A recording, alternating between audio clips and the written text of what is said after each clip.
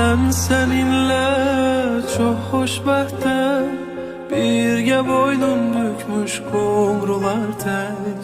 Qəlbimdə yaşayırsan, ən dəyərli, ən saf duygular tək. Gözlərində bir aləm var, orada sən varsan, orada mən varam.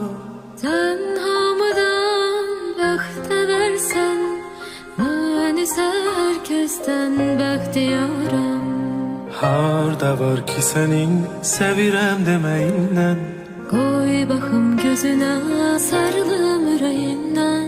astaca astaca deyirəm biləsən.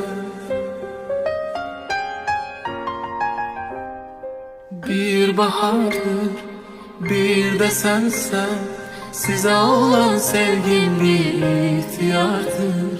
Qəlbimizdə, ruhumuzda, yaxşı ki dünyada sevgi vardır.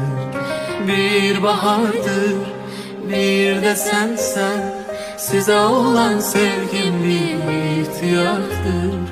Qəlbimizdə, ruhumuzda, yaxşı ki dünyada sevgi vardır.